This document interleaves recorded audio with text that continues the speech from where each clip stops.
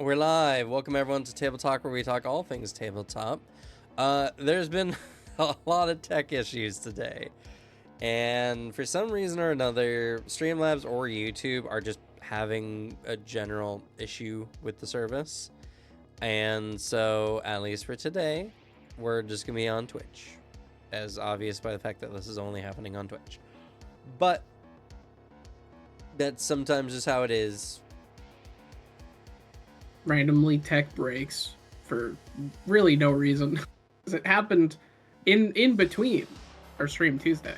Yeah, we streamed perfectly fine earlier, and I've literally done nothing. Yesterday, I did not do anything on my computer. I never even touched it, really. So, like, between then and today, and I literally woke up to do this stream. And waking up at noon is because I'm a dad. Yeah. And then, like, the most we'll have to do probably, or I guess you actually, is probably just upload this VOD on YouTube for any people, because it looks like people do go back and watch Table Talk. That's true. Hello, lurkers. How's it going?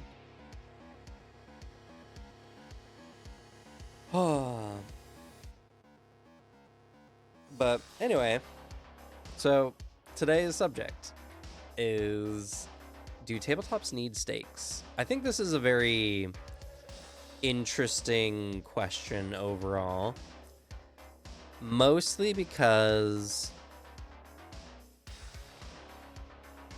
it feels like it should be a pretty no-brainer question.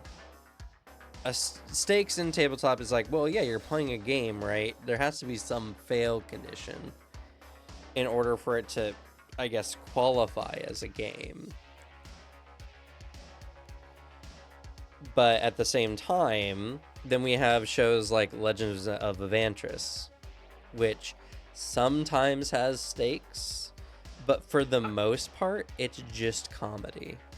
Yeah, like, I've seen a handful of moments where the crew and Evantris were, like, in danger or something spooky was happening. But, like, I've never felt afraid for their characters. And I think is another interesting point, because there are some games you can go out there and play that don't really have fail states either. Like, the first one I can think of is Stardew Valley. I don't think there's actually a way you can fail that game. Because even if you run out of money, you just don't have money. Yeah. Like, you can still do things and go back and recover. It's just you're not playing the game efficiently. But that's not even a fail state. That's just you deciding to play a certain way.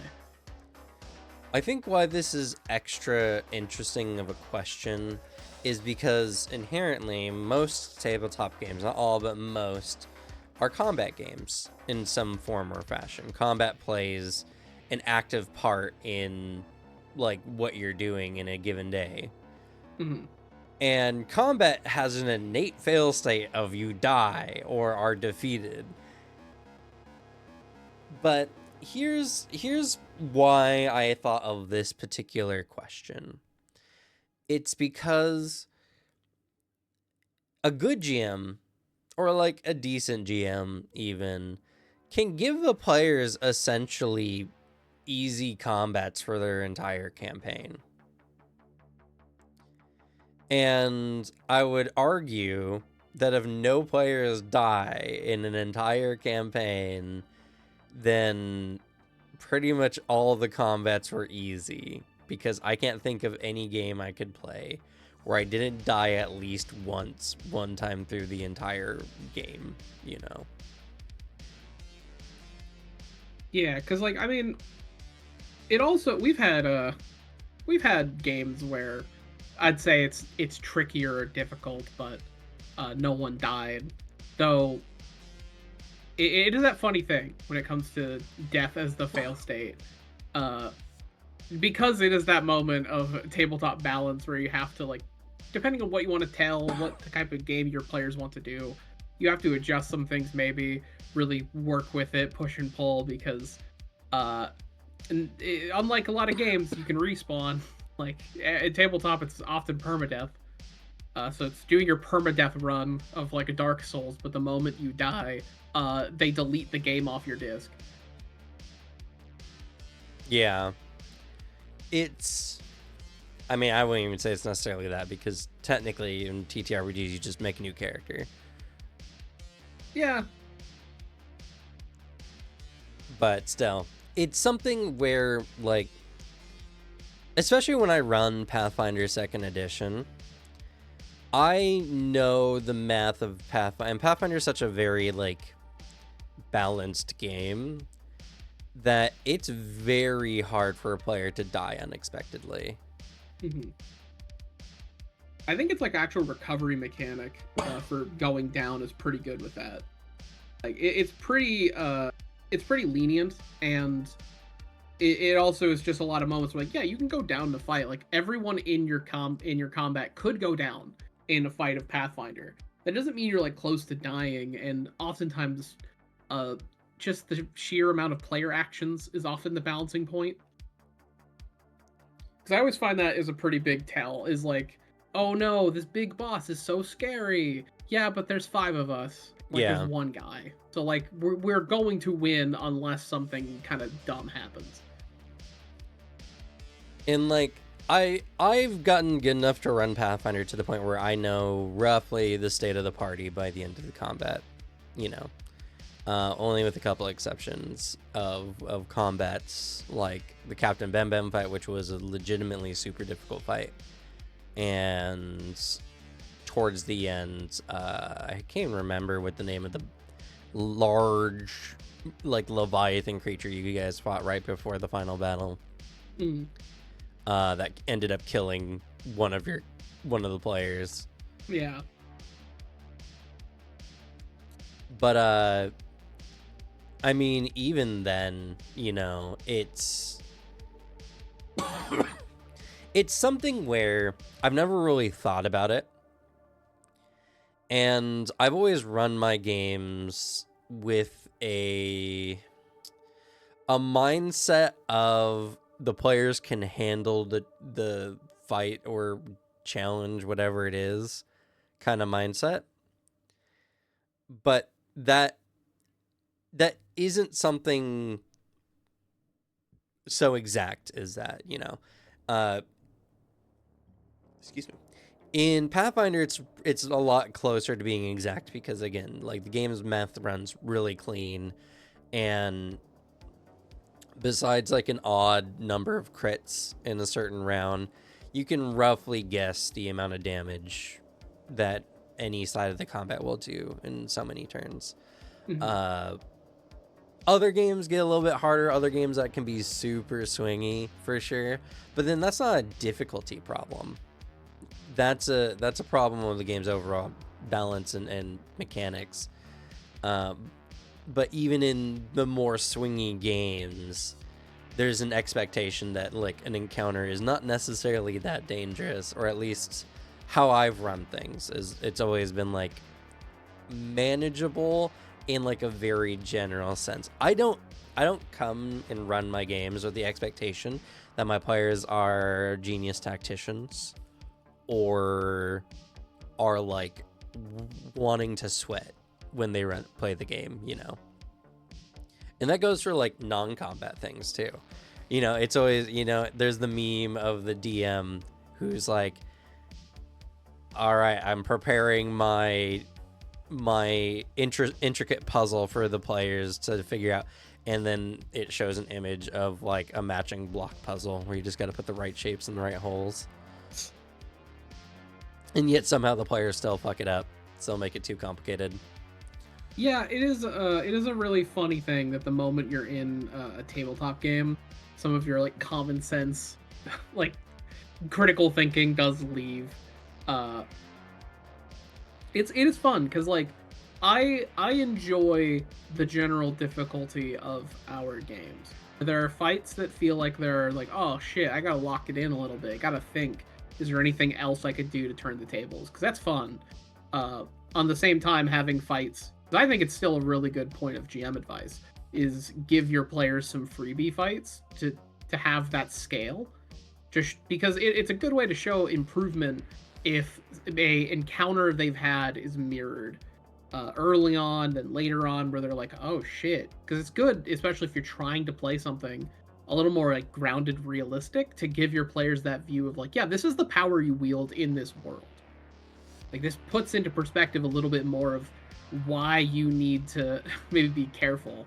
I'd say it works really well in Anima because the setting is directly like magic is something you should conceal or you'll get inquisitioned. And the magic scaling gets so scary. It's like, yeah, you can obliterate a town. Of course, people have a right to be kind of worried about you. Yeah. Well, and I gotta say, I've been stealing a lot of ideas from Zach the Brave on YouTube for a lot of these chats because the guy's genuinely like super into TTRPGs and loves the whole like idea behind it. We differ on some key points, but like it's very fascinating to listen to a lot of the things he talks about. And it's one of those questions that just mostly comes up to like the group individually, of course. You don't just have a game that is either only hardcore or only like soft. Yeah. Every table is going to have their certain preferences, and like I've run with my players long enough to understand, roughly speaking, the level of game that they enjoy the most. But I'm gonna say honestly, I would prefer for games I'm in like as a player and everything, I wish for more challenge in a lot of TTRPG stuff. Because the thing is, I don't feel like the story is earned if I didn't have to sweat at any point during the game, during an entire campaign. Mm-hmm. And I want to be challenged. I want to be mentally challenged because if like a puzzle or like a mystery is there, I want to feel like I actually solved it rather than we did enough of the TTRPG. We played the game enough to figure it out. You know what I mean? Yeah, I think it's a fun balance because like I feel like I would agree. I would agree that having challenge and having to work for it is really good. I like the difficulty in the aspect of what you've described for our upcoming game. Of like you will fail this unless you do stuff outside of just playing the game, doing combat. If you take anything like any undertaking, you're pursuing something really hard, doing out of combat, maybe even like side things, is going to be rewarded and is necessary. I think that is a good way to handle it. Because like I will constantly have my issue. Some levels of tabletop difficulty, largely depending on dice systems, where it's like, hey guys, I made a really good challenging combat. It's challenging because this enemy you have a 40% chance to do anything to. I find that really boring balancing, like a really boring difficulty. When instead difficulty that is like more interesting encounters, maybe the fight itself is like not as difficult as it could be, but there's a larger puzzle going on with the combat that requires a little more thinking. That I'm a fan of. Some fun like role play situations that kind of spiral out into interesting things, and we got to play it smart.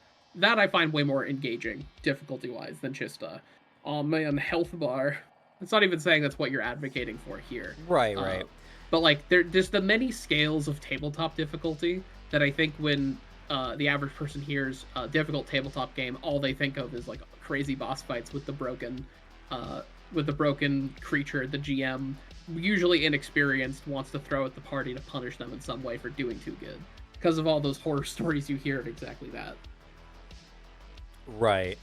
Well, the hard part about a lot of, I think, general tabletop difficulty is some games, it's impossible by the book to implement difficulty in any other way other than what you just said of like increase health bar, increase AC, all the other kind of stuff. Yeah. There are games like Pathfinder 2nd Edition where I tried to really early on in my players instill a sense of like the strategy of the game. I have my zombie encounter like training session, essentially, where it's like, here's a horde of zombies. There's a lot of them. If any of them grab you, you're going to die, but they're very slow. Yeah. And as long as you keep your distance, you can melee them as long as you move away from them, because if they get 2 actions on you, you're in a lot of trouble. You can win, but you can't just face tank. You can't do the D&D thing and win. It's impossible. The number of zombies will murder you. I think is a really good little training thing to instill the differences of the system. Because every system's going to have that like different tactical thing, and really how the rules end up playing out. But like that is a good way to specifically go against the D&D mentality, where the game motivates you to plant your feet like really hard, and that's one of the things I don't like about D&D. Like which that is like a great aspect of it, and it'll always end up at this idea for me with like when it comes to tabletop difficulty, only because like I personally cannot get the feeling that I achieved something. I did some cool difficult challenge when the difficulty comes into the point of RNG, because if I overcome a difficult challenge in a tabletop game because there's other things going on in a combat, there's a puzzle that we're essentially solving in this fight. The enemy is difficult, sure, but we have other mechanics we're utilizing or clever strategies to give us an upper hand. That is an immediate skill expression, and I think that's super fun. If the fight is literally just this enemy is hard to hit, then it's like, okay, so it's luck-based. This could be super easy or this could be super difficult, depending on how our luck goes. And I cannot find that engaging, which is why I rail against the typical D&D balancing of, okay, so the fight's a 50-50. Like, me hitting is a 50% chance? Okay, cool. Yeah, but see, now here's the general issue. Now, when you start doing the tabletop thing, which is making your own rules, making things more contextual and more just like, all right, you can do things now that are kind of outside of the scope of what they normally could do because the GM is allowing you to. A great example is last anima session. You decided you wanted to blow smoke in a guy's face, and oh yeah, I had that idea immediately when the combat started. Like, I gotta do that once. And like that was not in the game, obviously. That was not a thing.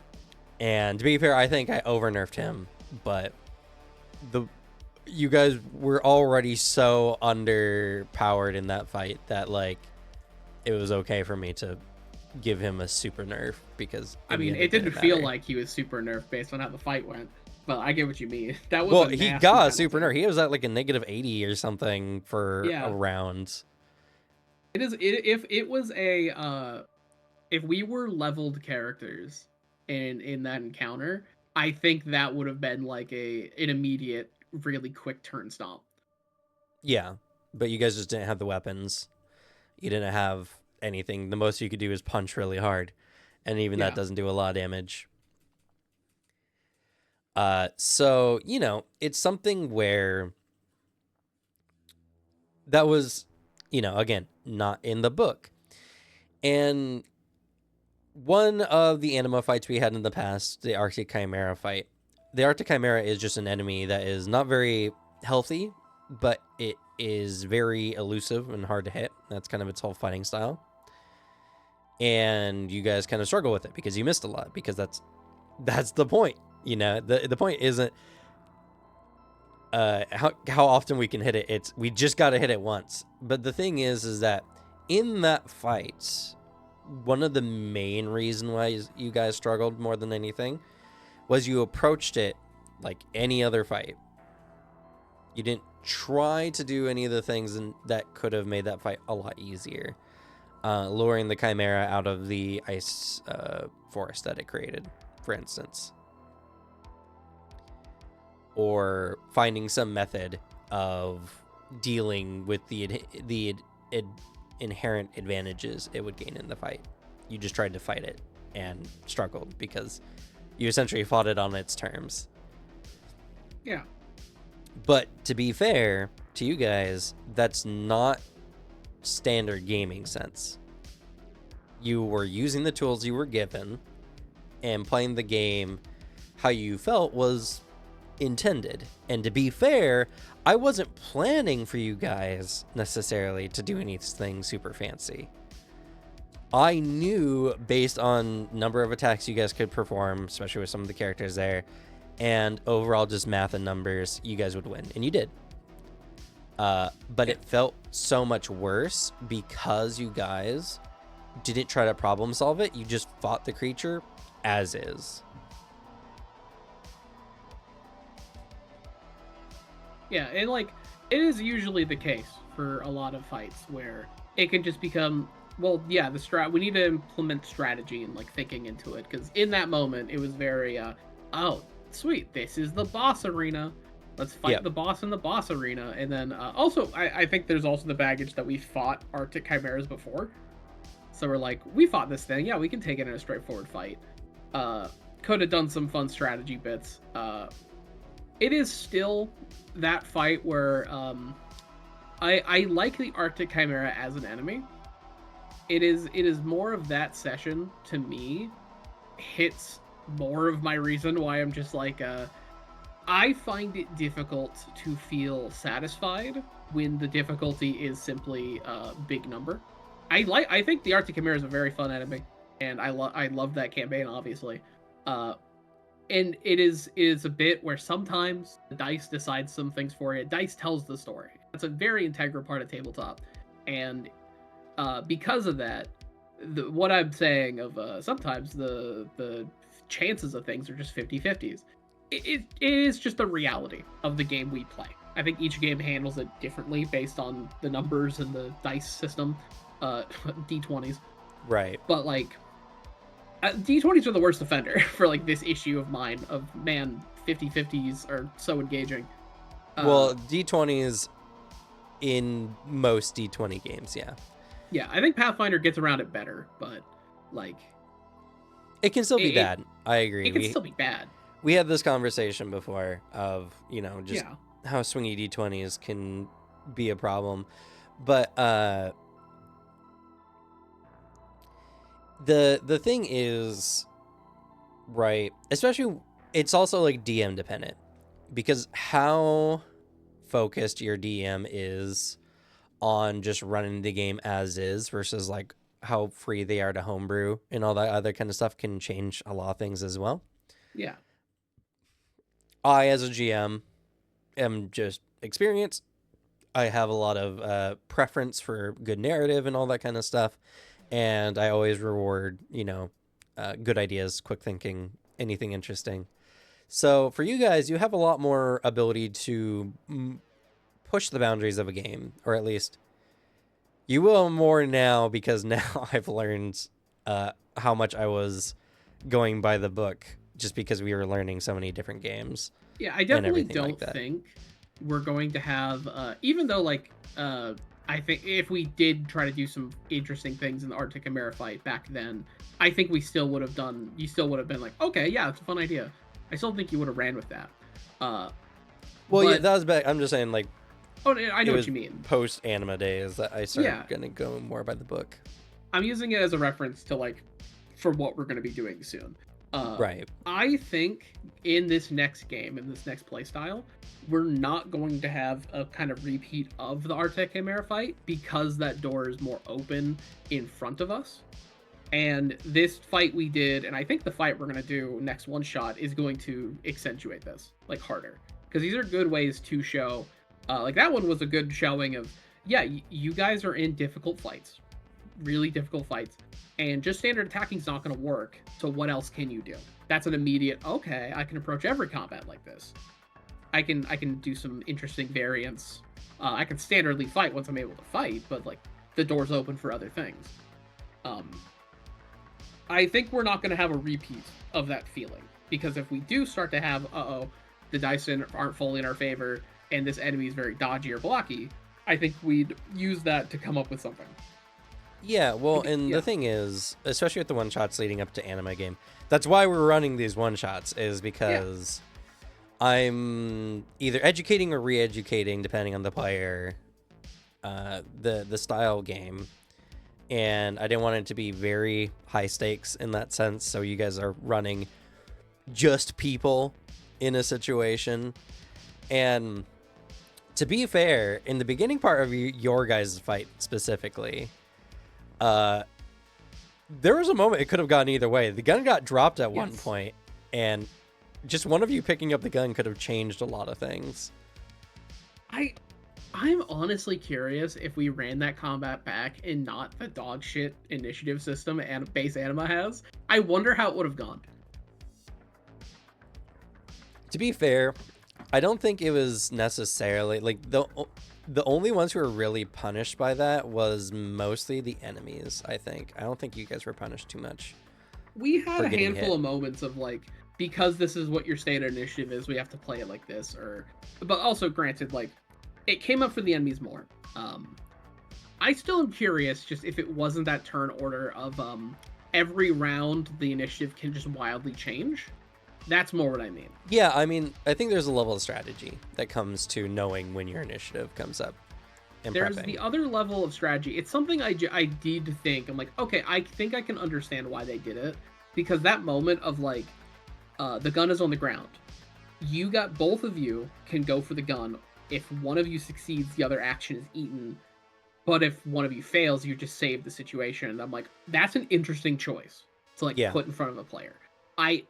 I think the execution is fucking wild, because it leads to the comical moment of like, with my character getting like attacked by a guy, but I'm like, well, I locked in on hitting the window, so he does this, and then I punch the window as a show of force. Yeah, I think that's just funny. It obviously the framework is like he did it as I'm hitting the window, like that's what the narrative is really. But it's always the case with turn orders of any regard. The immediate image is of like a JRPG standing at each other and then waiting to fight. And it paints a funny picture. Well, yeah, and the reality of tabletop is not everyone can talk at the same time, so it's impossible to do simultaneous actions. Exactly. Some action will have to come first, and the player's always going to feel like they should be able to adapt when the situation changes. Even though, like you said, Anima's more on the idea of both are acting simultaneously to do a thing, and it's just whoever gets the jump gets to do their thing first that can interrupt the other person's action, and the like. Or there's also just the reality of a game is it's never fun to not be able to do anything. And in a game like Anima, where if an enemy just keeps rolling higher initiative than you every turn and hitting you and preventing you from acting, that just would feel really bad, and it wouldn't feel fair. So if we did that initiative system, it feels like it's pushing me, honestly, to go for a tanky armor build that's based off counterattack. That feels like what it would push me to do. Yeah, or a hyper initiative build where you just like get to hit the person first. You either max out because your modifier is so goofy and like you've done a bunch of dumb things to make it like that, or fuck the initiative system. If you hit me, you're dead. Those feel like the two options, and that I never like. I never like that when it's like pushing you into a playstyle, because maybe I want to be somewhere in the middle. I like your version of the defense too. I don't like how it's like one or the other, kind of. Not a fan of that. Well, kind of, yeah. Not just better, but like when I heard like how normal defense is done and like how we were doing it in this one shot, it didn't like come up and like ruin anyone's character or anything. But it's a moment of just like, oh, I don't like that decision they made. I prefer our version that's just kind of looser. Yeah. Well, and there's a lot of homebrew to kind of make the game run. But exactly, it's a good showing of why we've changed it, and I think it's good. I was serious, but then in the moment I'm like, damn, can I go back on that? When it's like, let's play base Anima, it's like, fuck, no. But yeah, like that. I think this is an interesting question when it comes to stakes in tabletop. Like, I like this question because the first thought I had when I heard this is this focused on the GM or on the game itself? Because I think as a tabletop game, like designing your game, there needs to be some form of stakes kind of baked in. And granted, that's not like stakes of here's the world and this big story and like there's this thing that's directly gonna affect you, but more like if a game is setting up to have zero conflict, like in the rules and in the actual game, no conflict in any regard of a story, physical or social, like whatever. Uh, my question would be, what's the point of playing the game? Because like that needs to be baked in. For a Yeah. GM, I'm like, I don't know. I think that's a very interesting question to ask. I think a game inherently kind of needs to be built with the idea of stakes, mostly just because you can play any game without stakes if you really want to. Yeah, But you if could the run a game, Pathfinder game where you peacefully run a tavern and it's a business sim, and like the most conflict you deal with are like minor social stakes and like kind of goofy tone. You can play that game in Pathfinder. yeah, well, I mean, like I said, Legend of Evantris is mostly just, hey, isn't it fun to be weird little guys and just try to make each other laugh while we're doing an adventure or trying to do an adventure? And they do get into the rules and they do have combats and everything like that. And I'm not saying that Legend of Evantris doesn't have stakes, but I would argue that what makes Legends of Evantris fun and a fun watch is the parts that don't have stakes. I have yet to see a single combat in anything I've watched in Evantris, and I'm happy for that. Because combat is always the part of live plays I find incredibly boring. Like, Dimension 20 is the only exception because of just how high production their combats are. And also the fact that Brennan is just so rewarding of roleplay in combat over just standard combat. Like, Critical Role combats I've always found boring because I don't care about the rules of D&D and I don't care about the fight. Like, I just like the characters. And Dimension 20 is the only one I've seen that merges it. Yeah, though I am kind of interested to watch the newest Critical Role season, considering Brandon said himself he's going pretty hardcore with it. He's not going to be pulling any punches, which I find fascinating. Because, again, I'm kind of coming back to like an earlier point. How I would run games and how I think a lot of GMs run games is you give challenges that are kind of easy in the sense that failure is not in a very high percentage for the encounter. You know, a DM doesn't typically give like a random encounter or even like a pre-boss encounter that has a failure chance any higher than like 5% or less. And it's probably less because honestly, the number of battles and encounters players have in an entire campaign, like, you might not do 100 battles, so it's not like a true like 100%, but at the same time, like, you do enough where your percentage chance of failure is probably pretty small, all things considered. Yeah. And one player dying is technically not even a true fail state, so it's probably even less if you're considering, like, does the adventuring group fail? Yeah, it's like a fail state for one person, which is, I think, actually kind of interesting to think about. Tabletop has, I guess, two separate versions of it. There's the personal failure, and then there's the total, like, campaign failure. Like, both exist kind of separately and together. Well, and there's technically a third because there's also like objective failure where you just don't do the campaign. No, like where you're trying to do a thing in the game and it fails, because that's not necessarily like I died, but you maybe failed to save the village when you really wanted to. Yeah. And so like you guys have all had lots of fun in a lot of the games, and you really, you know, retrospectively, didn't really fail ever. Thus, you have to wonder, was it challenging enough to be considered a challenge? You know? It's an interesting question about that, because, like, if that is the framework where games play in, then it does feel like challenge and difficulty are kind of a tapestry of the scene rather than like what the actual math is in the background. Because I'll say, throughout. And I'm even though like I can now more strongly analyze the games. I understand a lot more of the math of things. Not good enough to like balance a fight and like create a balanced fight on the fly and do things like that.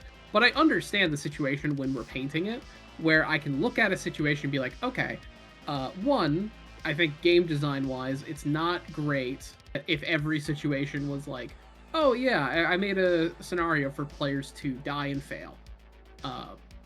I understand how you usually run things and play things and are fair when you're doing something like this. So it's like there's an expectation that we do beat this. This is the like grand scale, the math that's kind of going on, the action economy is going on. Okay, we're going to win this. However, that doesn't take away in my head for a lot of our fights where after that I'm like, oh fuck, oh fuck, oh fuck, oh god, this is like a desperate fight. We've had fights where I'm like, this is dicey as hell, and then looking back on it, I'm like, no, we fucking had that in the bag. I was just super immersed. Yeah, and like, I the think storytelling is what made it feel challenging to me. Yeah, I think the hallmarks of a good DM, not to toot my own horn, but just like in general, is a GM who conveys a sense of danger and difficulty, even though it's kind of in a very controlled environment, and like if everything goes, normal, which it mostly does, the players will come out on top. And one of the things I want to do with the anima game is not to change that. My idea isn't necessarily to start ramping the difficulty and making you guys sweat the more you guys play anima. I don't want you guys to leave anima feeling exhausted and tired and jittery because you just like had to fight literally for your life. The gameplay version of the children campaign with anima, which was emotionally exhausting in a great way. Yeah. What I want to do is make you guys think and consider things outside of the standard loop of the game, which is do things, get XP, level up. Like, what I want you to just consider, and I'm confident that you guys will, is just what are you guys trying to do to actually become stronger, rather than just being present, rather than just doing the things. Because if you guys don't try to actively interact with the setting and actively like prepare and take the story seriously, then I don't feel like you deserve to win at the end of the day. But which I find a much more interesting form of challenge, and it's something I'm excited about because like I am directly making a character. Like I was already doing this, and then you say that, and I'm like, oh, I think I might be really good for this, because I am making a character who's literally super motivated to go out, get more information about the world, and also find things of variant power because I'm looking into things that are more esoteric and occult, at like a risk to myself more than likely, and really pursue them on his own. Like I'm making a character that's actively like super motivated to do what you described, and I'm like, hell yeah, because I would do this regardless. But it feels fun to have that kind of intent going in and be like, if I play this character how I was going to play it, I'm going to be rewarded mechanically, which is my favorite thing in tabletop. I love it when that occurs. Yeah, but that kind of still holds to the same point that I'm not ramping difficulty. I'm not making the game where you guys have to think super strategically or like you have to like game the system in order to win, essentially. I'm more or less just asking you guys to pay attention and try to be a character in a story. Yeah. But that still kind of leaves the same point of like, how big are the stakes in most TTRPG games? And I would say most games, most people and how they run them and everything, the stakes are really small. They're very small. It takes a very rare group, I think, to like really push and really like aim for a very intense experience that requires, you to learn the game and to actually get some level of system mastery and to actually like strategize in character.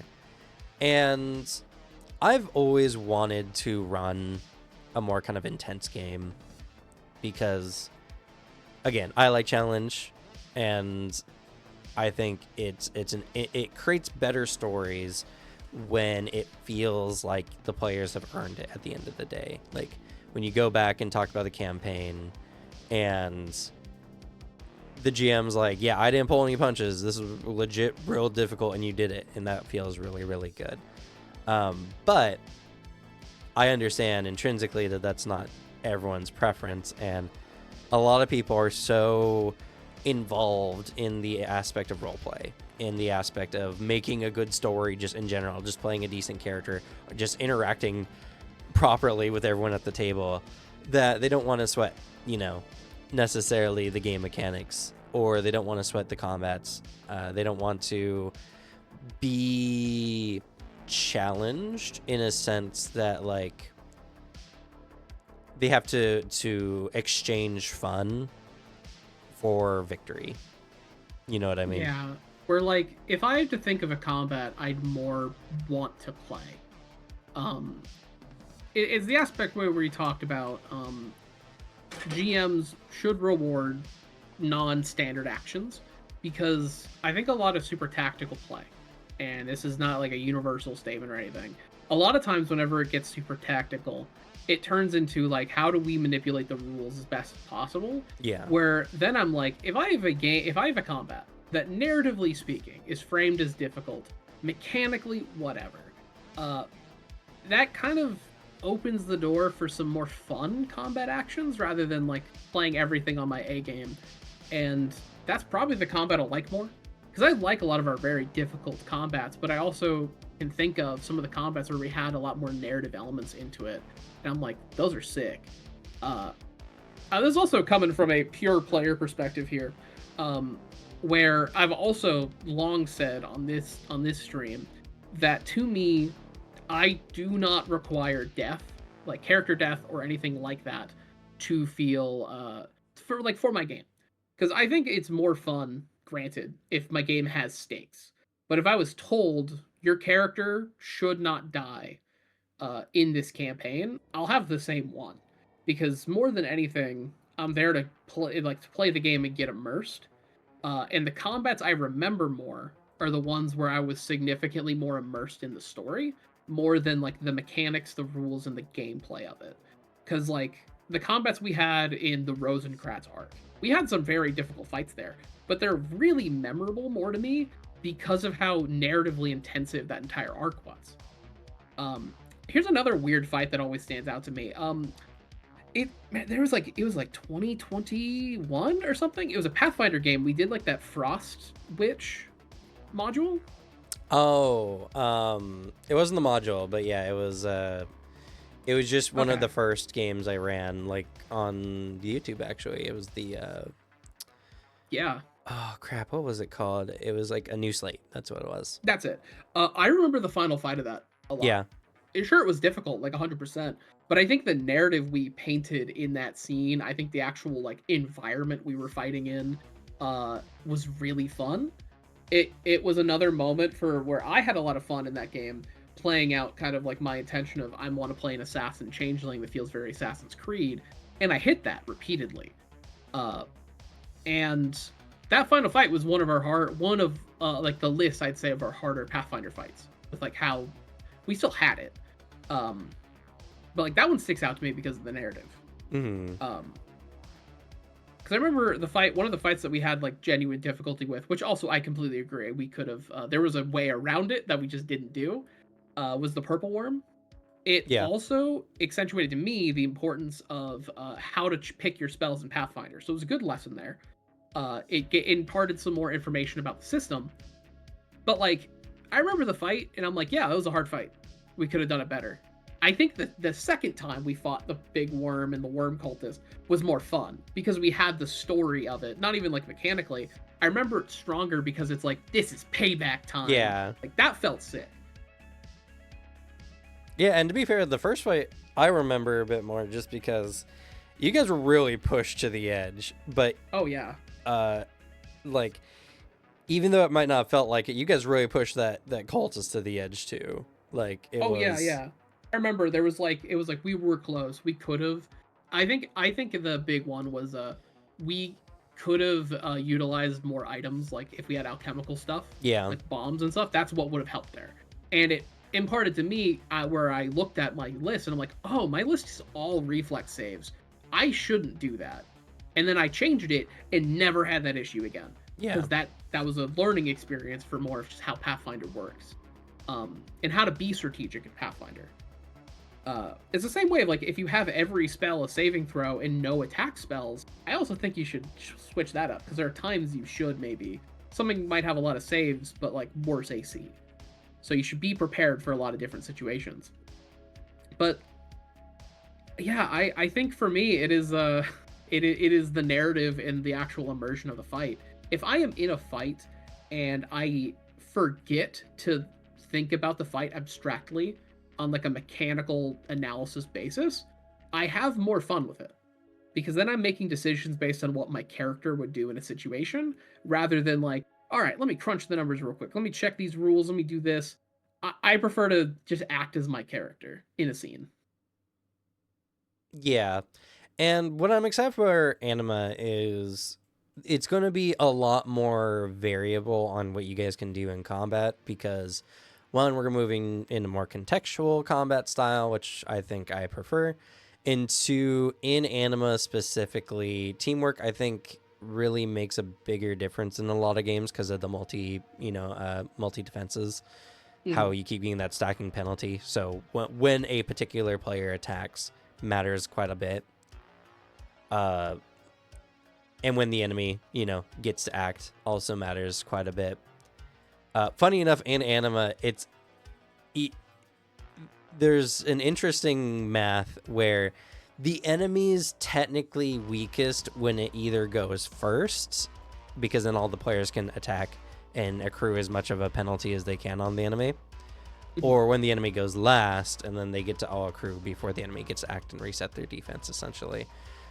Yeah, it's a fun push and pull too because it both like it's a really interesting element where it incentivizes both like soloing an enemy because then on one hand you're not going to get a bunch of multi-attack penalties but also clumping together, which then can lead to the enemies clumping together.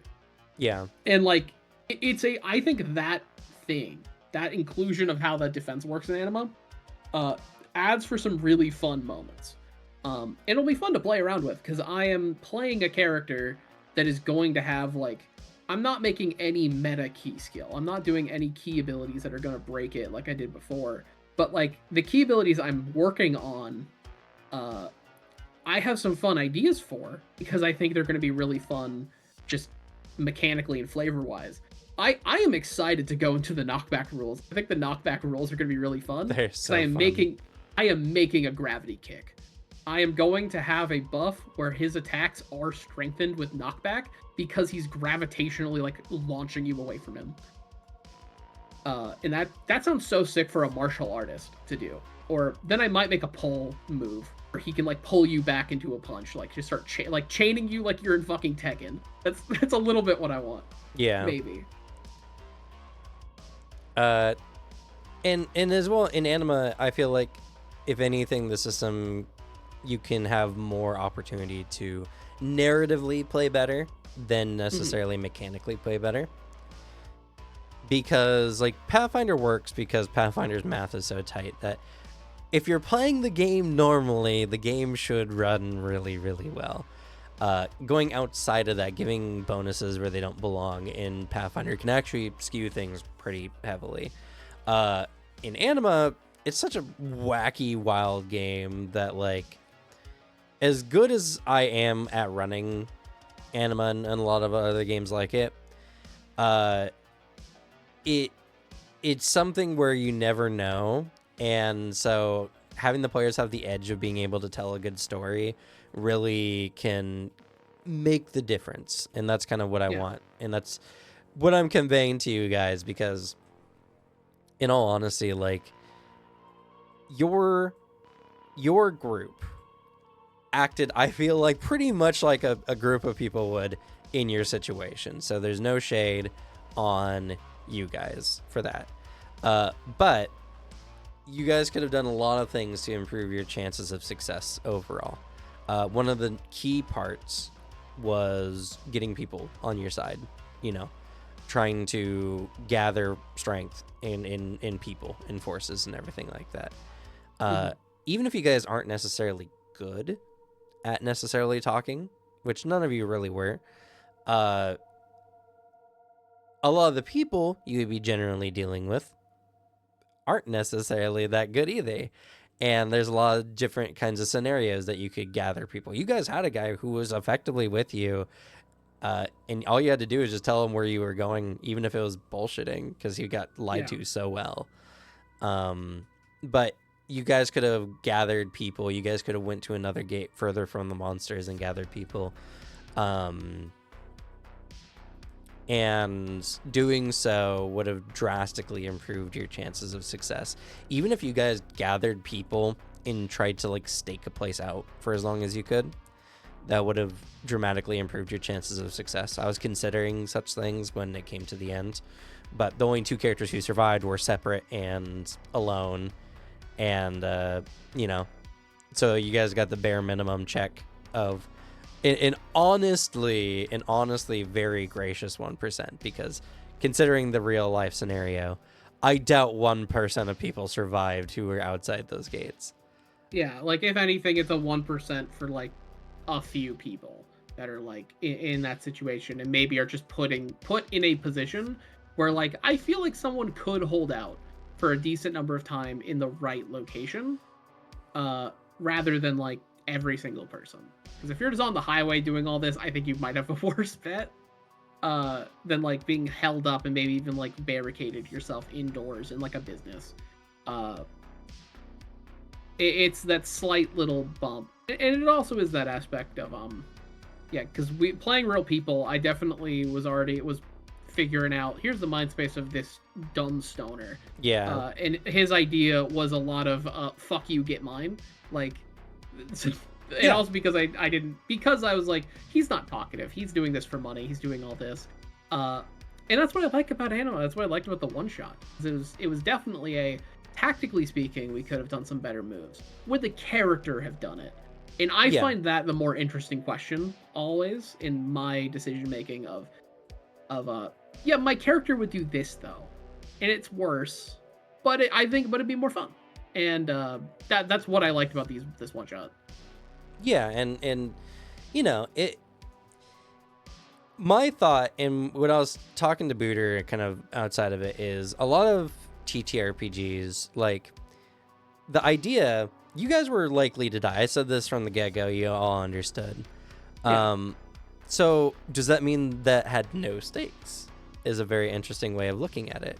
And I feel like games where you know you're gonna die can be more fun, because then your roleplay matters more. Then what you do during the session matters more. And it's all about the freedom as us as TTRPG players. We get to play out interesting scenarios without any personal risk, right? You get to be in a zombie apocalypse as just a normal dude, and you get to see how far you go, and you get to see how interesting of a story you can tell with it. And yeah. And so the stakes, I feel like, don't exist in the standard sense, like the general sense you would consider for most games, and the stakes instead become, you know, what opportunities did you take to tell a good story or not? Did you mess that up by getting a little too greedy trying to save your character, or did you just kind of let the dice roll and just try to figure things out and rolled with the punches and made the best of it? Mm-hmm. So, you know, stakes. Yeah. Go ahead. It's just like thinking of that, because like in this one shot, knowing that we were going to die, way more than likely, if we were gonna live, it was gonna be the infinitesimal amount like chance. Right. That's what I thought. I can't say that it affected any way that I would have played this. Like I played it in character, and so because of that, I also liked that you said it up front. Because it was like, okay, this is changing what type of story this is. This is the story like you're watching a disaster movie, some like little short, and it's like they were all dead, 5 hours earlier. It's like that kind of framing is real fun. The times, mechanically speaking, where I can say I felt like there was the most stakes is the other forms of like a level 0 character, the children campaign starts that we've done. Yeah. Where the two that have just been the most like absolutely gripping, mechanically speaking, and like storytelling too, and it affected how I roleplay, was the ones where I, way back in the day when I made Garvey, that one, because I mean, also that one was just immersive scenario I was in, because I was literally in your house. Like, I was in that room, y'all turned the lights off, and Devin was just like silently judging my characters dying, which made it really fun. Like, that was a dope moment. And then the same one where we did the one for Pathfinder, and I had my skeleton boy who somehow lived through every single fucking scenario. Like, I played one character for 4 hours, tense as fuck, because I was like, he could believably die, and I really like him. If every session of every game was like that one where I played Mr. Skeleton Man, I think I'd have a heart attack. Yeah. I'd die. I don't want that. But that is a very palpable, like, tension there that I felt. I mean, I also felt it at the end of the that children's game. I did feel like there was a realistic chance that we could have all just died in the end. We could have TPK'd and that'd be the ending of that story. Didn't happen that way, but I was like, this could happen. Yeah, to be fair, at the end of that game, you guys were getting pretty busted. Astrid especially was a monster. True. But like, that is an interesting question about stakes. Because I think that those children campaign starts are probably felt like the most stakes on the line, because the challenge at that point isn't like, oh man, it's not even just like, oh, character death, whoa. It's literally like, I'm playing this character, and oftentimes you find that one that you're like, oh, I immediately clicked with this. This could be my campaign character. And you have to really work hard to not have them die and be ripped away from you, because that is going to be what you like. You're like, I want to play this. That's what made my skeleton so engaging, and maybe like, I'm still going to play him someday. I'm still going to do that. Yeah, we'll run Plague Watch at some point. I imagine we will. Like, regardless of if it's streamed or not, I do want to do it, because I think the setup for that game is going to be really cool. And I think the scenario and the gameplay of that would be really fun. Especially because I want to see this style ported to Pathfinder. I think it would be really sick to have that. Some more narrative weight in like Pathfinder combats and such would be really fun. Yeah, honestly, it kind of fixes my problem with Pathfinder in a funny way of just, what if I just told the story, or what if I just ran the game differently, and then suddenly, boom, oh my god, it's a much better game than I thought it was.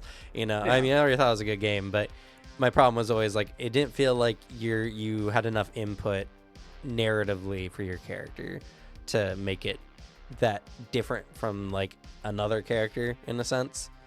Like Anima has a lot of things where like how you tell your character story really does matter, because it's just such a crazy game with so many different types of rules in it and everything like that. And Pathfinder just doesn't have that. It's a tactical battle simulator. But I feel like Anima forces the person making their character at character creation. It's such an interesting collection of like, you will make something you care about if you play an Anima character. I can make a Pathfinder character that I don't give a shit about, that I just think mechanically looks fun. In Anima, there's so many decisions you have to make that like, you're going to like your character. You're going to make something wholly unique. You can play many different spellcasters, but I think you can make every spellcaster feel very different. Oh, very different, yeah. Like, you can have a lot of those coming up. And that's what makes Anima's like character system so fun. Because also just a lot of it's really granular in that choice, but not in the way that like Mutants and Masterminds, I think. I think there's some part of that character creation where it becomes tedium because of how the mechanics work, and it gets really annoying. But if you really go granular and make a bunch of powers that are super you'll care. Because you're like, I made this. This is me. I'm not just picking from abilities and feats. Like, this is me. And it makes me think, like, in Pathfinder, how fun it would be to have that same promise of, like, well, if you guys don't pursue like all these cool story things, if you don't do stuff on your own, the game's gonna be a lot harder because of the idea of, like, oh, we could get like cool magic items and maybe even other feats based on like what we're doing, and our characters will maybe even slowly grow a little unbalanced. Immediately I'm like, okay, I'm locked in, I'm engaged, let's fucking go. I love the rules of Pathfinder, let's play with it. Yeah, and honestly, with other games too, I think it just becomes more and more interesting of just like, it's always hard, especially in my position, rough as it may be, of being a tabletop content creator. Because on one hand, I want to play a game as intended, because, you know, if I am homebrewing a bunch of stuff in a game already, then can I really fairly judge if the game has any interesting parts? Yeah. But simultaneously, is it a disservice to not run a game in the funnest way I know how to run a game? Yeah, it's a balance, because a weird one, because it's no game is going to be 100%. Every game's going to have that issue with a table, like a rule that they think is dumb and homebrew it. But it is like a really annoying thing when you see someone reviewing a thing and they're like, yeah, this mechanic I hated, and you're like, what? That's not how that works. Right, yeah. I think you played a homebrew thing. Like, you might have liked the official rule, or being like, yeah, I didn't like this, so we replaced this, And it's like, okay, so you're not playing the game then. Like, that is annoying when that comes up. It's the same reason of I think it's in bad faith to review a game that you've heavily modded. I think that is not super great faith. I say, because I had that decision with even some of my commenters, because I'm going to be making a video down the line on the original Vampire the Masquerade Bloodlines. And I was like, I have to very purposefully only pick the mod patch that fixes, like, that changes nothing. So I'm like, I want to make this honest. If it's going to be this, I have to be honest. I can't play all these other interesting mods that, like, restore content or, like, do some quality of life. I can't really do that because that's not honest. Right. It's a weird situation to be in. Because I definitely do not malign the fact that we did it, because in our streams and in our things, would have felt weird having, like, a representation of a game to get new people into it, do any form of review thing, where we weren't playing the game. Where we were playing something completely custom. I would feel weird doing that. Right.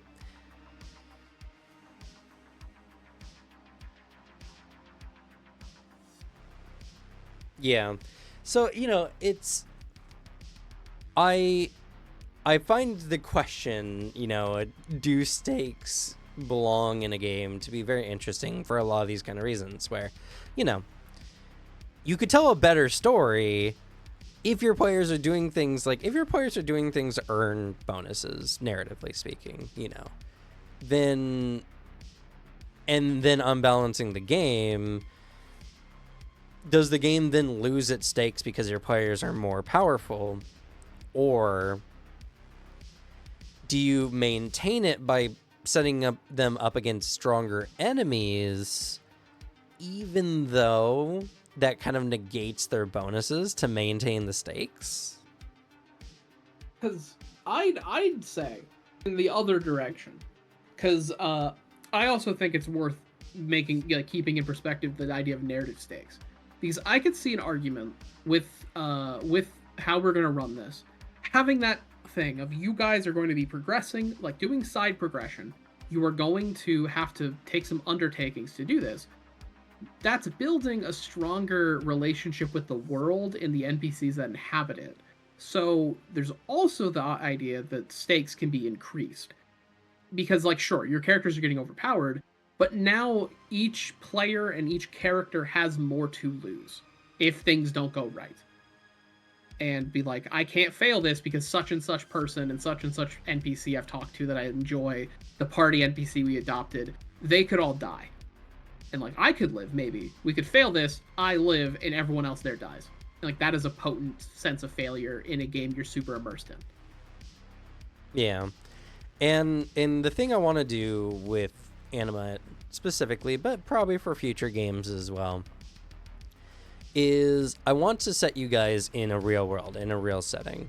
And so, based on what I believe characters should or should not be capable of in that world and everything like that, you guys will be able to accomplish things that are legitimate accomplishments. And it's not going to be a thing where, like, okay, you're level 1, you go into a room, it's filled with level 1 bandits, and then later on you go into a room and it's filled with level 3 bandits when you're level 3, you know. It's going to be a thing of you guys at any point can be dealing with level 1, level 9, level 15 things in Anima, based on your choices at any level. And I'll be doing my best to convey to you guys the danger of the situations you're going into, so that at the very least, if you guys do decide to do something that's incredibly challenging, incredibly difficult or dangerous, it's a willing choice, a willing narrative choice, rather than you guys are following an adventure and it levels with you appropriately to match, you know, the pace of the game. Mm-hmm. So, you know, when you get to the big bad, you are either going to be at big bad level or you're not. And that's completely based on your choices, and that's completely based on when you decide to go up against the big bad, you know? I think that's really funny, especially because you mentioned the new season of Critical Role. Because have you seen that clip where Brennan Lee Mulligan starts monologuing about, like, the GM in a situation where maybe not every fight is something you guys have to fight, you know? He starts monologuing to everyone, and the two other GMs in the room immediately catch on to what he's saying. Right. Like, uh-oh, this is a high-level fight. Yeah, it's again, why I'm interested in watching it, because Brandon is running his game that way. He's running his game with, like, a reasonable expectation of difficulty. He's also a person that, like, if you've seen a lot of the side interview stuff with Dimension 20, it's super clear he has, like, actually a really strong understanding of balance. Yeah. Like, he's really good at it. And also the fact that he's ranted about it multiple times about how D&D high level is a absolute fucking nightmare, because once you get past, like, level 13, essentially, all the combats become really annoying because you have to have certain things present for the fight to be fair. Right. And, like, feel challenging. That's just because players in D&D scale really weird. I think he would make something very good if he's going full challenging with it. Yeah. D&D is one of those games, I think it's such an unbalanced mess in general, that if your game breaks to such a degree at those points, then there's something wrong with your game. And, like, it's a game that isn't good. Isn't good leveling. You gotta start at level 3 to have fun. You gotta stop before level 12 to have fun. What a good progression system. And it's crazy that I feel Anima overall has a much more balanced game, because I know the broken things in Anima, but, like, I can manage those few broken things. You just can't manage it in D&D. It's impossible. So, it's funny to me, the number of people who like D&D because of its mixture. Zach the Bold. I said Brave earlier. It's Zach the Bold. Zach the Bold likes D&D more than, like, Pathfinder, because he likes the wiggle room D&D provides in a lot of situations, and he's not as big of a fan of, like, the super regimented math, because it feels like in D&D things are more organic due to their, like, almost inherently unbalanced nature, where, like, a Banshee is not a high level or not a high CR creature, relatively speaking, even though if everyone fails their checks, a Banshee could wipe even in a level 15 party just due to bad luck. Because the Banshee has one thing that's really, really powerful, that it's known for. And even though the ghost itself is not that powerful, its one ability makes it where even a high level adventurer would not take a banshee lightly, because it has one ability that's very powerful, even though the rest of it is not that dangerous. And it's a very interesting thought, and I think a lot of that kind of leads into the narrative versus the mechanical. And when we're talking about that, I feel like you just have a better designed world with better rules so that the players can have similar experiences in better designed games. For instance, Pathfinder, where rather than worrying about a banshee one-shotting your entire party or anything, you put into like a hidden grotto or a hidden like cave somewhere near like some small town, a chimera or something really, really, really dangerous, where, you know, people don't go there because it's very dangerous, and stories about people disappearing in that area makes you believe it. And so when you go, you're actually going to fight something that's very, very dangerous. Though Pathfinder does have more problems with trying to fight higher level things because of the math. It becomes very impossible unless your GM is allowing you to do more narrative stuff. And even then, the number differences are massive. Yeah. A level 1 party could not take a level 10 creature in all except the most unlikely of circumstances, unless they're using some kind of narrative contextual style of game. Yeah, like I think that idea, that take with D&D is something that's largely like, I believe the person when they're that is their reason for enjoying it. Because I've heard that a lot too. Just like, oh yeah, well D&D, I feel like I can do more. I prefer to not have to check the compendium of rules because Pathfinder has a rule for it, and just make a ruling there. Which to that I'm like, yeah, fair enough, because I think it is better when a tabletop game is in a good old flow state and you open the book less and less and less. Yeah. An ideal game is where you don't have to consult the rule book and have like a 10-minute pause because you have to find the right page. What it's not accounting for is level of skill, and on both sides. Because like, yeah, you feel this way about D&D because you played it for a decade. And by that point, by necessity, you have shaped this game into something that you run. And you've shaped it into something that works exactly for your group. Meanwhile, you can do that with a game like Pathfinder. It doesn't seem like it on the front because it seems like a game you got to run from the book. But like, no, you can run it however you want. And once you understand what the rules are, you can play with them. You can push and pull. There's a lot of variant rules for stuff. Like, you can tailor any game to be exactly what your group needs. And that's always why I think it's laid out. And I also think the Pathfinder version of this specifically is largely due to the online community gives it an impression that is the way you play the game. And it's because, man, what else do you talk about when you have a game that's good because its rules are good? And a lot of people, I'm convinced, firmly don't play the game and are obsessed about building things as optimally as possible using the rules. Yeah. Because what else do you talk about in Pathfinder? Right. Yeah. You know, it's fascinating. It's all fascinating, and I think it shows how much of a unique experience TTRPGs are, because some of the same elements kind of apply.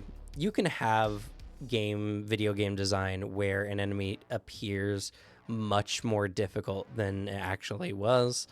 A lot of video games actually have a safety button where if you go to 0 hit points at like not too high of a damage threshold, you'll be preserved at 1 HP, giving the player the sense that they got away by, the hair, the skin of their teeth, rather.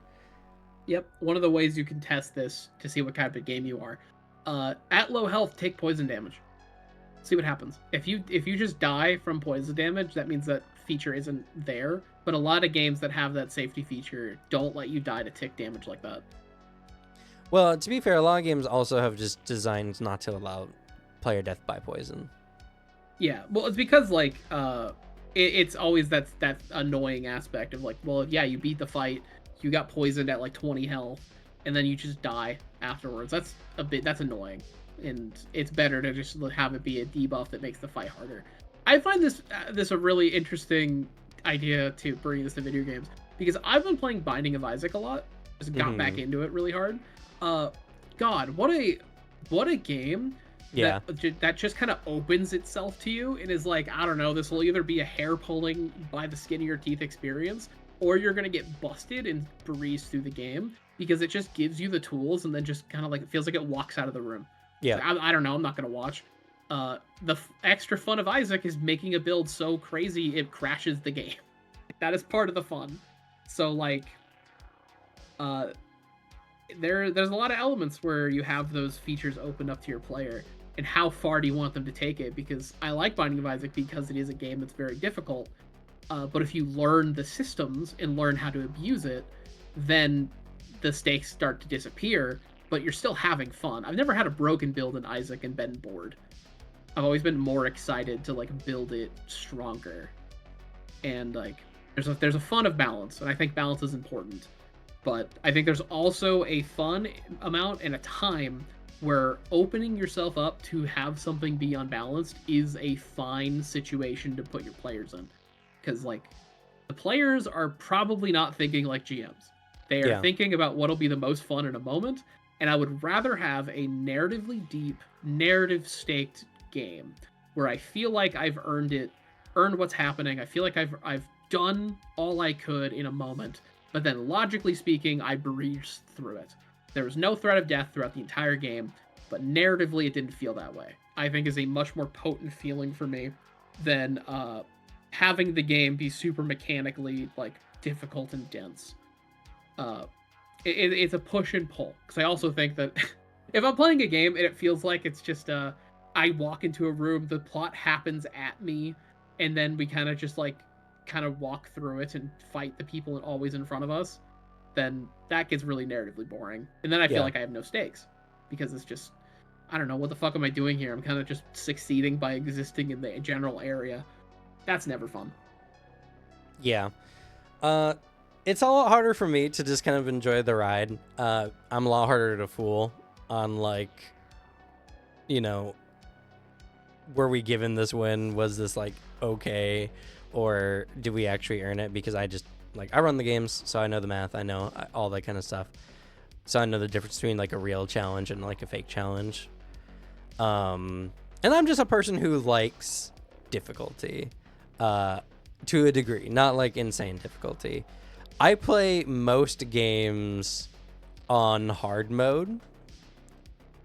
And that's not because I think that makes me better than anyone who doesn't, or anything like that.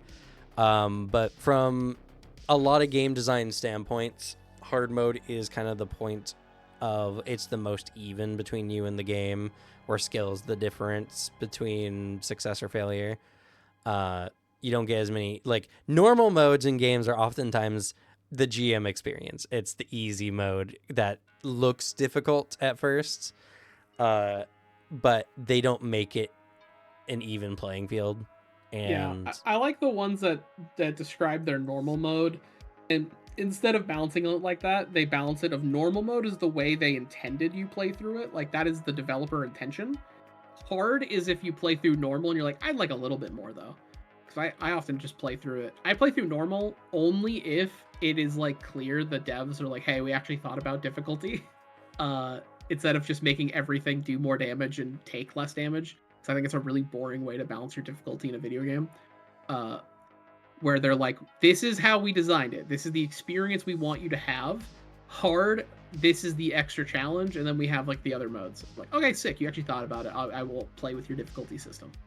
But like, yeah, I get what you mean too. It depends. There's some games that hard is just a boost in like HP and defense and all that kind of stuff, damage, all that. But there are some games, a lot of CRPGs are especially, like the hard mode is no benefits. Players and enemies are effectively on the same playing field. I will always do that one if present. Because there are some difficulty modes where I'm like, I'm just gonna play the game longer. Is that what you're telling me? That I'll never opt into. Those versions of CRPG difficulty, I love. Shout out to Owlcat, who has super modular difficulty. Yeah. I love that. That is super fun. And there's some games, Expedition 33 and the like that, where it's like hard mode is you need to master the parry function. If you don't, you're gonna lose. Yeah. And I wasn't so into that idea of just like, oh, so there's only one important mechanic in the game, effectively, is what you're telling me. Yeah. Even though I understand it, and even though like that's one of the parts of the game that make it, I think, feel good. Still, we started late, so we don't have a lot of time, so I gotta wrap back around to kind of the core point. Stakes, I think, are important, but in TTRPGs, it's such a malleable, flexible experience that what a stake is and what a stake represents can change, and the lack of a stake does not mean the game is any less fun, but simultaneously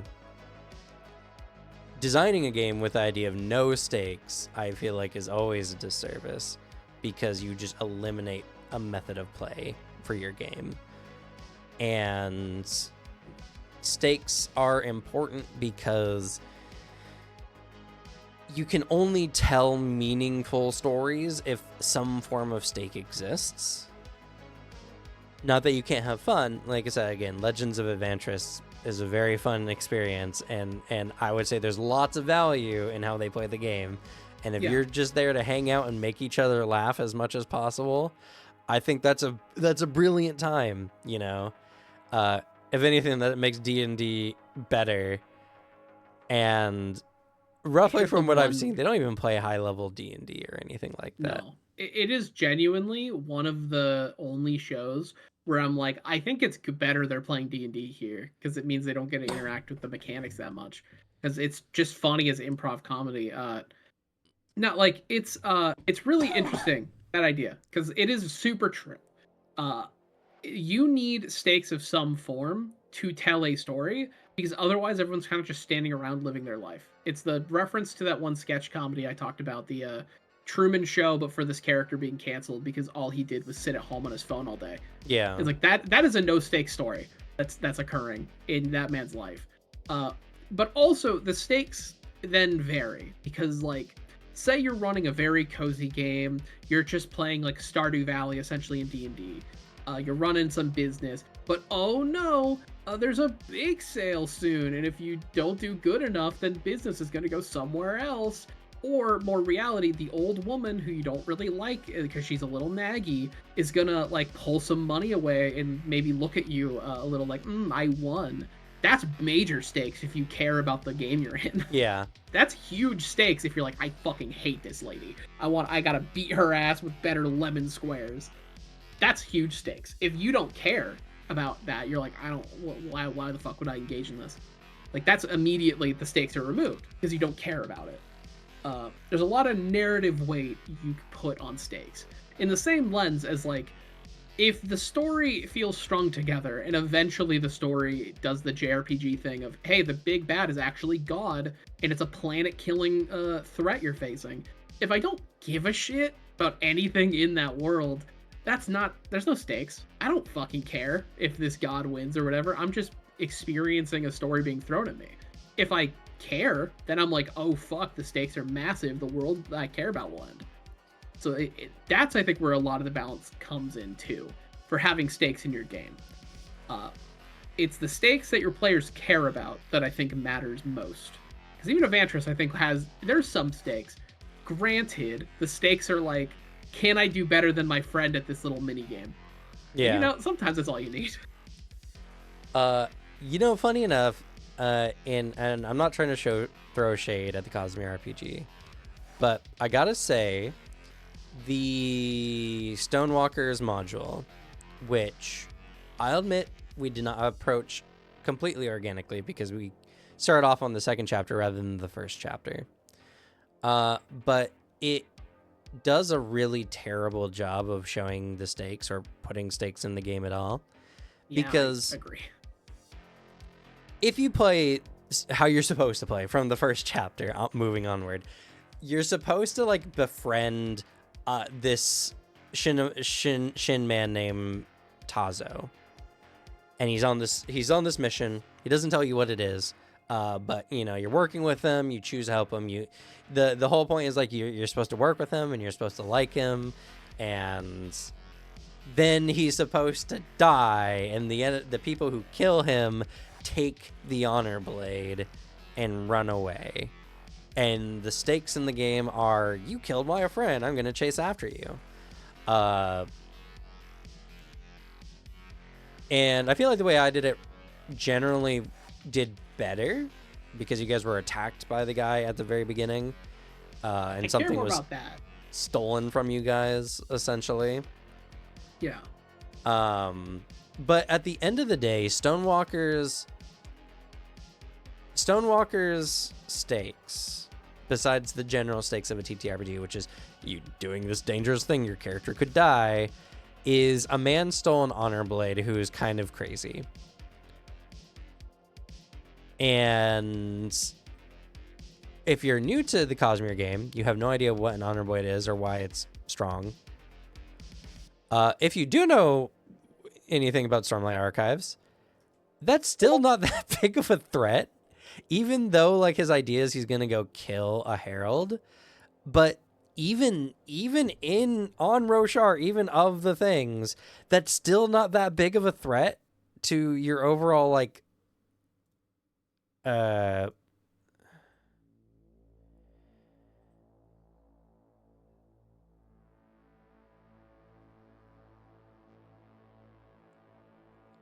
so it's like, what is the stakes of the story actually? If the herald dies, what happens to people? Like, okay, maybe you have to care about Ralalorum, this city, right? You're not from there. If you've read the books, Yeah. you know nothing about Ralalorum actually. So It's something that like I will say, I think the plot that is set out when it comes to the Cosmere implications are very cool. I think that element is fun. I think you could make a really fun short story out of Stonewalkers and like have that be written as a normal book. I think it's cool. I do think it doesn't string itself together great. Like, I agree, because genuinely it is like the only stakes, if you really just look at it as like the module wants you to run it, is that I have to do this because it's the right thing to do. That like there's an evil person out and about who could do harm is like really the only stake it majorly gives you.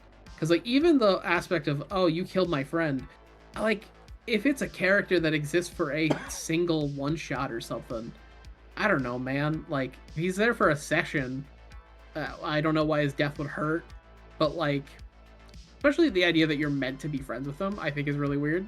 Because like I don't know, don't assume my character likes this guy. But also, well, I mean, that's the gist of starting the game, that you're making characters who are supposed to care. No, yeah, exactly. Like you're meant to do this.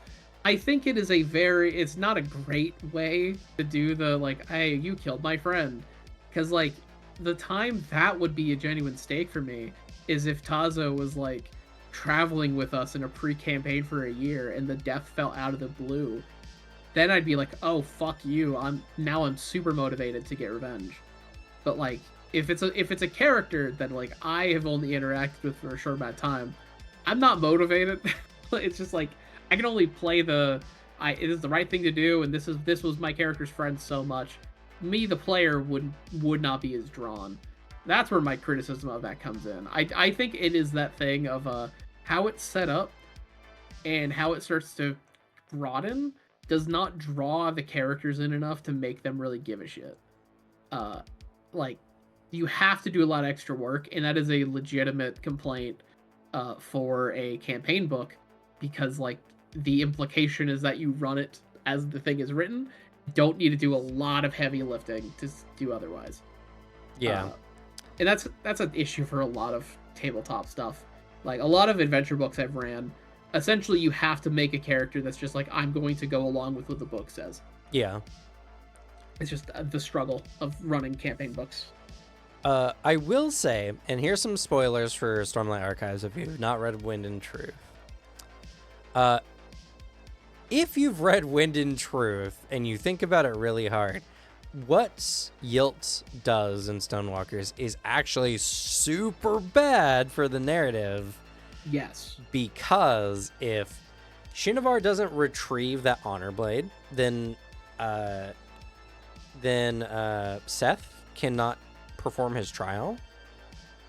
And that would mean that Kaladin would never essentially become a new herald. Yeah, because the reason he did that is because they needed one more herald. They needed one more herald, and the biggest like force, or the strongest like trump card against Odium could not exist if, or would be much more difficult to come about because you'd have to have another person take a herald spot. If Yilt successfully goes and kills, I forgot her name. Is it Batar? I think. Like, it's the one for whoever the Truth Watchers is. But yeah, it is Cosmere wise, I think it's really cool. I also like the fact that it introduces new stuff. I think as a campaign book, I don't think it's that great, but I think it is a cool Cosmere entry, and I like the things it talks about, and I like the implication for a lot of the inclusions because I have a complete understanding of the Cosmere as it currently exists. That makes it way cooler. There's a lot of moments where I was like, oh shit, and like the reason I was my stakes there was to learn all the cool Cosmere stuff, less of like play through the game because of the things it gave me, like from the book. Because you did, I think, is like a good job tying it all together with our session 0 thing and like playing it all in. Yeah. I think that was a great campaign start. I think it's just the book didn't give you a lot to like keep pulling us. That's what I think. The worst part about Stonewalkers is literally, I feel like the best part of that campaign that we ran up to the point that we did was literally the beginning when I did the most homebrewing to blend the two stories together. Yeah, it flowed super well. And then after that, it was worse. And to be fair, I could have run the game better. I could have done a lot more to run the game better. This was before I had my epiphany of narrative and contextual roleplay and all that kind of stuff. But like there's just a lot of parts of the module that I don't think are good. And also, I think one of the key things that they wanted to do with it was they wanted to introduce how Nightblood got on Roshar, and then they had to take that back because it time-wise didn't make sense. And I think Brandon probably has another idea why did I say Stormblood? Nightblood is on You said Nightblood. Okay, Nightblood is on Roshar. Yeah. And so now we got a Razium knife, which, if you're not familiar with the game or the Cosmere, that means nothing to you. And if you are familiar with it, that's super cool.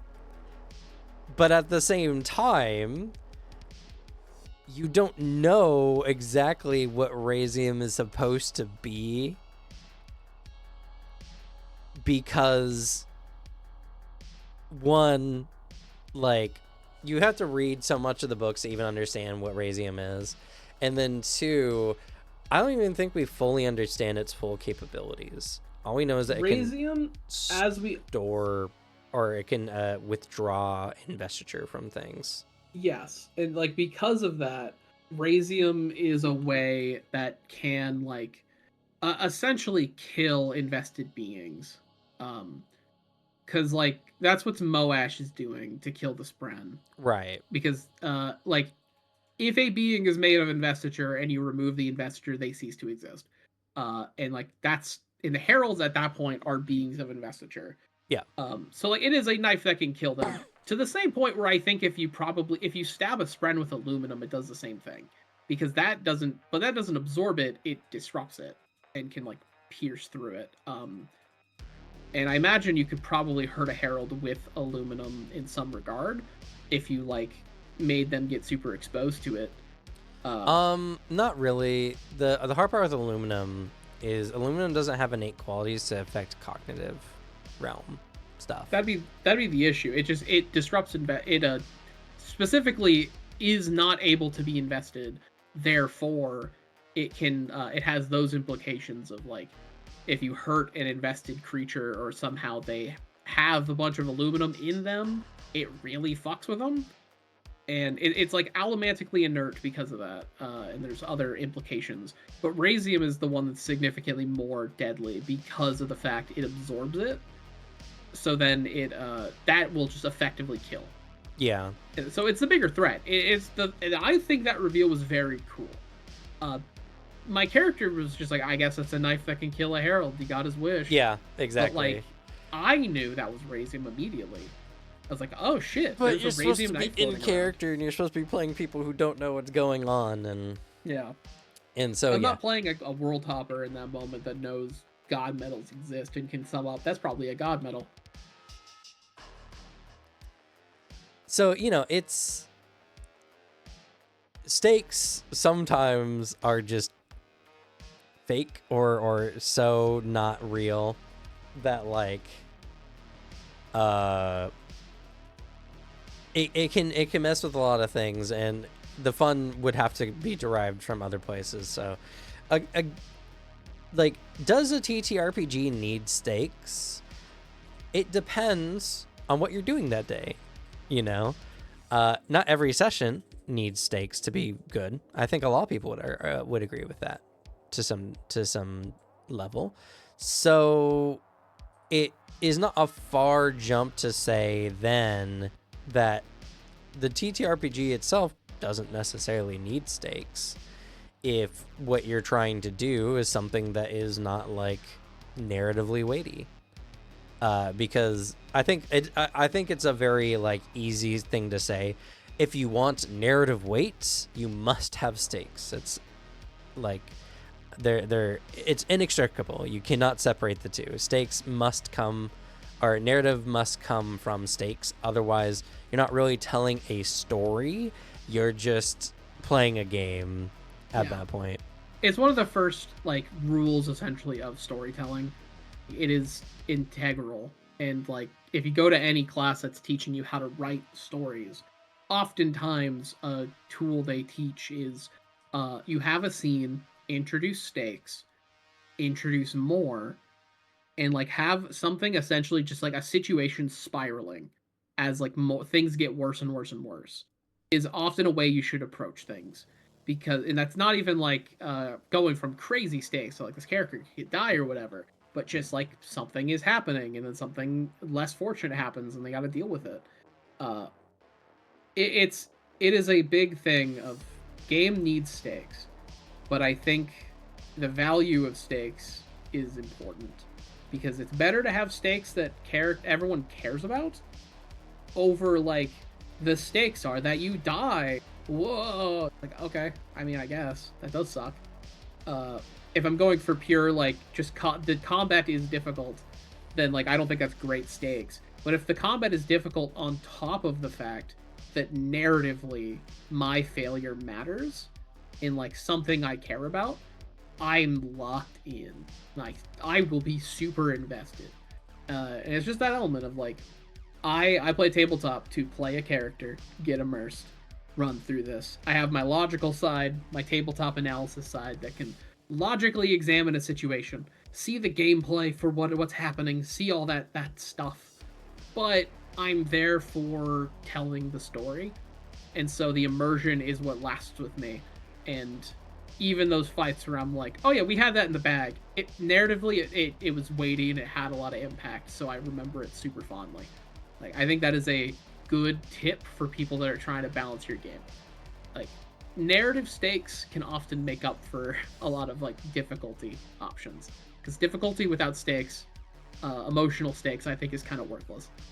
Yeah, I'd agree. But that's gonna be it for us. Sorry for the stream shenanigans. YouTube. I had no control over it. There's Literally. nothing that could be done. Literally there's no settings to change. I did everything that you literally could. I unmerged and remerged my YouTube account. I went to the website and did everything. I restarted my computer even. So it's just got to be a Streamlabs thing. Hopefully it's fixed. Good news, though I guess kind of bad news at the same time. Good news is we don't have to worry about it for a couple weeks. Because Thanksgiving is next week and we won't be doing Table Talk. We will also not be running the anima game for the next 2 weeks. So not the 25th or the 2nd. So hopefully Streamlabs fixes in that time. We should be back, though, with Table Talk at the very least on December 4th. Yeah. You know, everything going accordingly. So it's only December that I'll have to wiggle around, because I'm more than likely going to be doing any Christmas plans the week before Christmas. Because it's just it's very hard for a lot of people in my family to get Christmas off. So we're gonna have to wiggle some things around, but for that one, it'll at least be like the week before Christmas. Yeah, well, you know, and also just because of where we live, snow might cause problems. So yeah, that's an aspect of planning where I've had to tell my folks, like, there is a non-zero chance that I like get stuck over here. So like we also can account for this. Like there's a chance I might not be able to do this because apparently where I'm at is meant to freeze really quick soon. Yeah, it's dropping 30 as of today. And next Tuesday it's gonna snow. It's starting. Yeah, it's looking good, hopefully. As long as it's not too crazy, should be fine. But it snows a lot where I'm at, and I have to go through mountains. But like, yeah, we'll see. Also, I need to get some proper, more wintry gear, because part of my job is going to be outside messing with locks, and I was told in the winter I have to have a blowtorch to lock and unlock things because the metal freezes. So I should get gloves. wait, so are they having you buy a blowtorch, or do you have? No, it's part of our equipment. Oh, like, I'm gonna okay. lug a blowtorch in my car, a work car they give me, just for working on campus. And then I have a certain procedure to go check locks, and I have to lock one gate always, like right behind all of us before we all leave. And the lock can stick, so you gotta get a blowtorch. To like, I need to get gloves though, because even though I'm using a blowtorch, I don't want to touch that frozen metal with my hands. That's probably dangerous. So yeah. So that's going to be it for us. Thank you all so much for watching. Alex, anything you want to leave us off with before we head out today? Yeah, if you like good old lore content, that's what I cover. It's Glue Boy. I put out a video recently on Clan Tremere for Vampire the Masquerade. And I have another video. It's shot. I just need to edit it. That's actually a little sidestep in lore content. It's lore, but also very mechanical. So that'll be fun. I'm delving into your territory, Cam. I'm talking about humanity as a concept for Vampire the Masquerade. And a lot of it's mechanically what it actually means, and the really cool ways humanity was used in both versions of the game, the older and the newer edition. As for me, I don't know. I'm just kind of at a stage where, like, maintaining the channel has become very difficult. Making content just takes too much time, and I just don't have a lot of time. And so I don't know when that's going to change, if I'm going to be super honest. And it's been kind of tragic because I really wanted to make something with the channel and all that kind of stuff. We're still going to come on here and chat. We're still going to have our live plays and everything like that. And if time allows, you know, maybe I'll make some content. But like last week and like today, I was up till 3:30 a.m. with my baby because she won't sleep at night for whatever reason. And I get so little time during the day to do anything. And I'm so just tired from watching a baby all day. And I just kind of want to sit and play games or hang out with my friends or whatever. And if I'm going to be real, going to be honest, no lifing a YouTube channel, especially in the TTRPG field, is not going to be worth it. I'm never going to make enough money and or progress on the channel to make it worth it. So for the time being, things are just kind of like on a hiatus until, you know, I get more free time and I can manage more. So, I mean, like once she starts going to like daycare, school, preschool, like that kind of thing, then at least you'll have time in the middle of the day. But like that's a little ways off. Yeah. Well, I'm hoping within the next couple of years my mom will move up and we'll be able to watch her. And we're planning on having more kids, you know, at least one more. And so that's just going to extend things. So I don't I don't know. I don't want to say I'm giving up on YouTube, but life has to come first, you know, unless I make a bunch of money. So yeah, and like monetizing YouTube stuff is just it's tough. The math behind it is like annoying because my only goal for my channel that I think could be achievable is to make at least like half of my main salary or like my main pay a month. Just be like, hey, I get another paycheck, and that's a ways off until I can achieve that. Yeah, and that's like a real paycheck. Or even like a paycheck if I was working a minimum wage job. YouTube is just not profitable for a long time. Or until like something good happens. And that's like the reality of YouTube. And it's a reason why if you pay attention to all the YouTubers, it's always people who were young when they started. They had they probably lived with their parents, they were in school, they were in college, things like that, and then it worked out when they were young and had no responsibilities, so then when they started having responsibilities in a life, they could supplement it with YouTube. Yeah. That's always the case you'll see, and it's a little sad that it's like that. Yeah, but we'll see. I'm still passionate, obviously, and we're still having these chats. And we're still going to be playing live and everything like that. We still have a Discord that's been pretty popular, and people have been coming in, asking questions about games, asking about people who want to join games and all that. So if that's what you're interested in, come check us out. But with that, we're going to go ahead and say goodnight. Good night. Good night.